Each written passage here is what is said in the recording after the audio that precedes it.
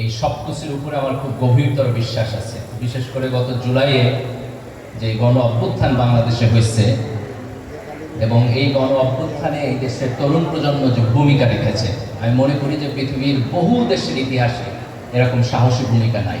এটা একটা অসাধারণ, একটা এক্সট্রাঅর্ডিনারি সিচুয়েশন। প্রায় এই প্রশ্নের সম্মুখীন হতে হয় আমাকে বিভিন্ন আলাপ আলোচনায়, যে জুলাইয়ে আমরা যেই আশা আকাঙ্ক্ষা সামনে রেখে এই পরিবর্তনের নেতৃত্ব দিয়েছিলাম, এটা অর্জন হবে কিনা, এটা পূর্ণ হবে কিনা। আজকে 1 বছর পরে আমরা যেখানে দাঁড়িয়ে আছি, এই সিচুয়েশন কিছুটা ফ্রাস্ট্রেটিং কিনা, কিছুটা নেগেটিভ কিনা।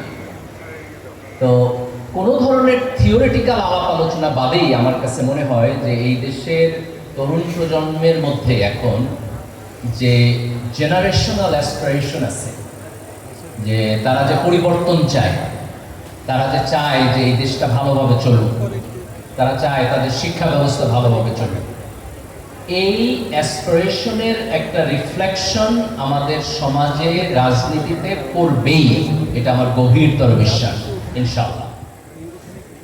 এই জেনারেশনাল পরিবর্তনটা আমরা কিভাবে ইনস্টিটিউশনালাইজ করব সেটা নিয়ে আমাদের আলাপ আলোচনা করতে হবে। সেখানে হয়তো আমরা যেভাবে চিন্তা করতেছি তার সবটা এক্স্যাক্টলি ওইভাবে হবে না, 2 2 4 হওয়ার মতো ইকুয়েশন মিলবে না, কিন্তু এই আকাঙ্ক্ষার একটা রিফ্লেকশন আমাদের সমাজে, রাষ্ট্রে এটা পড়বে বলেই আমার বিশ্বাস। তো এই জায়গাতে আমরা যেরকম করে ধরো আমাদের ইনস্টিটিউশন, বিশ্ববিদ্যালয়, আমাদের রাজনীতিবিদ, এদের সবার কাছে আমাদের যে একটা আকাঙ্ক্ষা আছে, তরুণ প্রজন্মকে তার নিজের জায়গা থেকে তার যেটুকু করণীয় এইখানে সিনসিয়ার হতে হবে। কারণ কোনো একটা জিনিস ভাঙার যে ক্যাপাসিটি আর এইটাকে গড়ার যে ক্যাপাসিটি, এই দুইটা সেম না। অনেক সময় ভাঙাটা সহজ, কিন্তু গড়াটা অনেক কঠিন।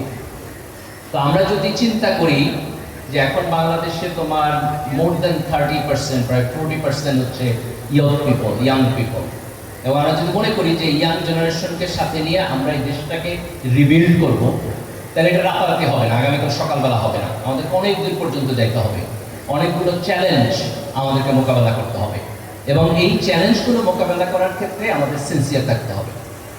এর প্রথম কাজটা হলো যে এই তরুণ প্রজন্মকে আমাদের স্কিলড ম্যান পাওয়ারে কনভার্ট করতে হবে, এবং আমি যদি স্কিল ম্যান পাওয়ারে এদেরকে কনভার্ট করতে চাই, তাহলে তাদেরকে আবার পড়াশোনায় ফিরে আনতে হবে।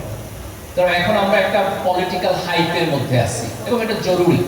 জাতীয় গুরুত্বপূর্ণ বিষয়ে ছাত্র সমাজের এবং তরুণদের রাজনৈতিক সচেতনতা এবং রাজনৈতিক অ্যাক্টিভিজম এটা জরুরি। এটা বেঁধে রেখে আমরা এই সমাজকে এবং রাষ্ট্রকে রিবিল্ড করতে পারবো না। কিন্তু ছাত্রদের অল টাইম কাজ কিন্তু রাজনীতি নিয়ে চিন্তা ভাবনা করা না।